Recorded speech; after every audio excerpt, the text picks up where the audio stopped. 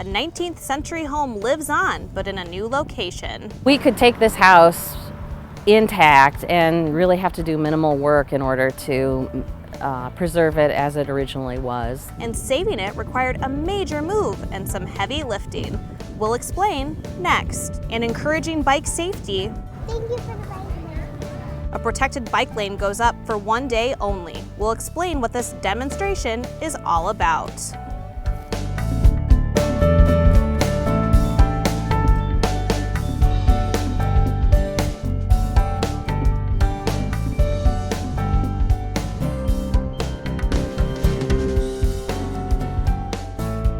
Welcome to the June episode of Iowa City in Focus. We have a lot of great topics to get to, including free summer youth programming.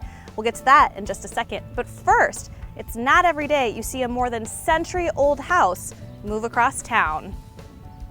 Take a look. The historic Houser-Metzger home moved from its location at 422 Iowa Avenue several blocks up and over to 623 College Street.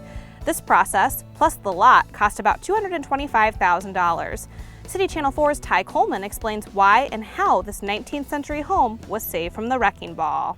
The historic Houser-Metzger home has been a part of Iowa City since the late 1890s, most recently as the headquarters for the area nonprofit United Action for Youth. They then sold their property to a developer, and the house was supposed to be demolished because of the new apartment building that would go in there, and that's when Friends became involved. Friends of Historic Preservation decided this house needed to be saved. Most of the home is original and has withstood the test of time. Hand-done carpentry, every piece of carpentry in there is a work of art. So hand-finished floors, everything. The group knew the house couldn't stay in its original location, but where could it go? A devastating fire to a nearby home on College Street opened a new door for the historic home. We had this very strange opportunity to move it in the same neighborhood with homes from, to be in a neighborhood with homes from the same time period, the same style. The developer agreed to donate the house to the group, even contributing what it would have cost to demo the house to the cost of moving instead. Several businesses and the city offered time and labor as well. We've had a contractor who's donated services. We've had tree services donated. So it's a lot of coordination. The city of Iowa City has been great. They had to flatten a median for us. They've taken down trees.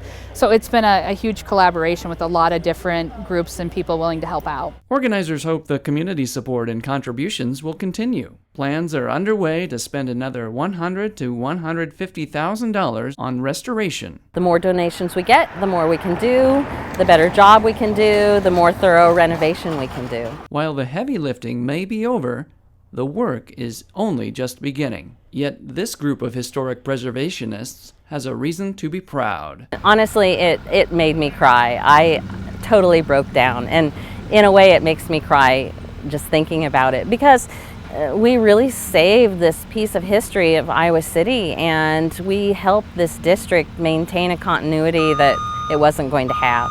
And a community to thank. I can't begin to express how happy it makes me to see that the community really comes together in projects like this. That's what I love about Iowa City, why I'll probably never leave Iowa City, is because the community here really cares. In Iowa City, Ty Coleman, City Channel 4. The historic Houser-Metzger home will be for sale. Organizers say they're willing to work with a future buyer or developer now during the renovation process. Those interested in volunteering, donating, or learning more about the project are encouraged to contact Friends of Historic Preservation and to visit the group's website, ic-fhp.org. Teens will have some free summer fun to look forward to. Iowa City Parks and Recreation is hosting a new Youth Summer Fun program. Kids age 7th through 12th grade are invited to enjoy all kinds of games and activities ranging from basketball and volleyball to crafts and gardening. We met up with the director of Iowa City Parks and Recreation to learn more about this new offering. Julie, thanks so much for being with us today. Yeah, thanks for coming out to talk to us about this. So my first question for you is, what sparked the idea for this program? Well, we know there's a lot of kids that have not a lot to do all summer long, and so we thought, what better way than to have a fun program that's free and available, uses our rec center, gets them to a fun place, lets them interact with each other and have a good time all summer long.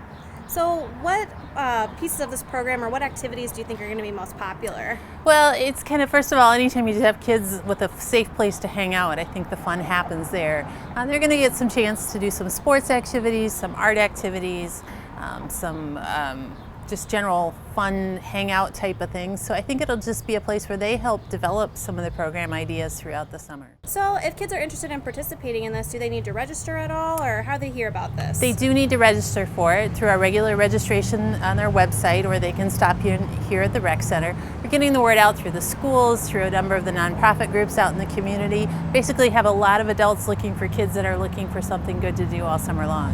Great. Okay, and my last question for you is, what do you think is going to be the biggest benefit of this program?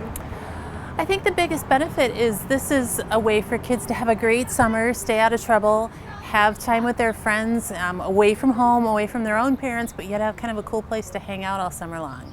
Excellent. Well, it sounds like a great opportunity to gather and have fun all summer, and the best part, it's free, right? It is free, and we just hope kids will take advantage of it.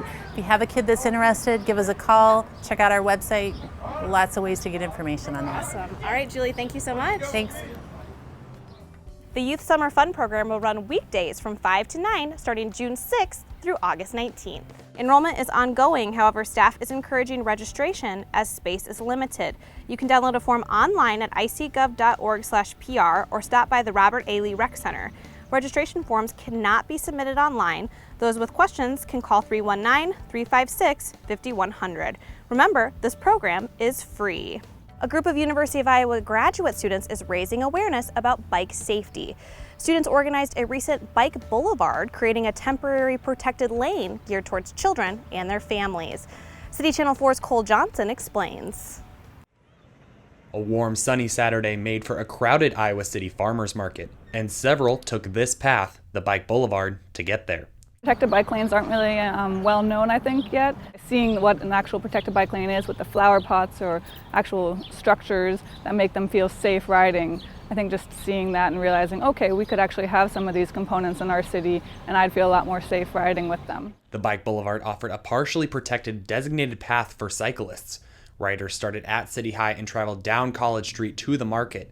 Organizers hoped their effort would educate and encourage bikers.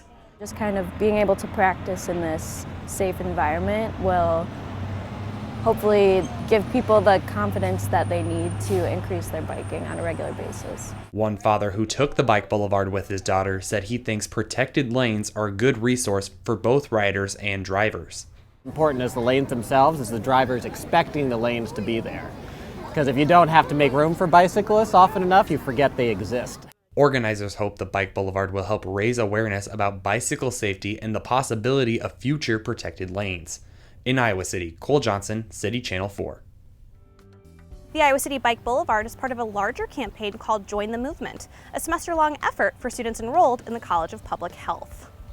Fashion was the talk of the town this spring in downtown Iowa City. People gathered to celebrate the Flyover Fashion Festival, an event featuring fashion runways, live music, and discussions. People also enjoyed an outdoor market where they shopped trendy clothing, gifts, and accessories. It's basically a place where you can kind of like get a sense of what Iowa has for fashion, because nobody knows that Iowa is like fashionable. You can see our full story on the festival's open market in our Community Highlights series. An area nonprofit is celebrating a major milestone. I See Compassion has been serving culturally diverse groups in our community for 10 years. Services range from meals and transportation to immigration and legal aid. We spoke with the organization's executive director to learn more about the group's mission and an upcoming party to celebrate. Teresa, thanks so much for being with us today.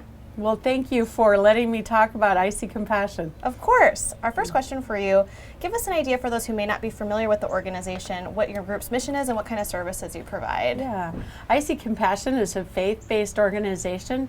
We have our offices on the east side of Iowa City, and we've been serving this community for 10 years. We serve about 150 families a week, and our mission with those families is to equip them to move out of poverty. Most of the families we serve are low income and immigrant families. And so our hope is that not only will we be able to assist them to move out of poverty, but that they in turn will serve others. We do that through lots of different programs. We have our transportation assistance program, We have a food pantry, which we work in conjunction with Johnson County Food Pantry, other sites. And we have both a time where we have Spanish-speaking volunteers and English-speaking volunteers. We also do that through our Legal Immigration Resource Center, which is providing immigration legal assistance at a low cost for immigrants' immigration needs. And so many different ways. We have a community meal, we teach English classes, we have citizenship classes, so several different ways that we continue to hope to meet people's need. A lot of great services. Yeah. And we understand that you guys are celebrating, you mentioned briefly, 10 years. Can you tell us what types of activities you're going to be doing to celebrate that milestone? Yeah. So we had decided we wanted to celebrate kind of all day. Wednesday is our big day when lots of our families come in. So we're doing an open house from 10 to 6 and just celebrating with our community members, our volunteers, our donors, anyone who's been a part of us being here for 10 years and being able to serve the community. And so we've got door prizes, we've got recognition, volunteer appreciation kinds of things. And at 6 o'clock, we're going to have a formal presentation giving a little bit of the history, our vision for the future, and certainly recognizing some key people. Excellent. And what's the date on that? That's June 8th, and it's anywhere, come anytime between 10 a.m. to 6 p.m. is when we'll start our formal presentation. But come and see what we do on Wednesdays and our typical Wednesday activities. Excellent. And we've also heard that you guys, your organization is going to be recognized by the mayor of Iowa City. Can you tell us a little bit about that as well? Yeah, so he is coming at 11, and he is going to proclaim this as I See Compassion Day, June 8th, and he'll be making that presentation. So we're really grateful that he is doing that, and we're looking forward to that time with him. Excellent. All right. Teresa, thank you so much for being with us today. Thank you. If you or someone you know is in need of I See Compassion services, call 319-330-9883. To learn more, donate, or volunteer, visit iseecompassion.org. Next time on Iowa City in Focus, Rummage in the Ramp returns to Iowa City at the end of July. We'll talk to Iowa City's recycling coordinator about the numerous benefits of this annual event and tell you how you can participate. And tell us what you'd like to see featured in future shows. Email us story suggestions to info@citychannel4.com or reach us on Facebook by liking the City of Iowa City government page. Thanks for joining us in keeping Iowa City in focus. We'll see you next time.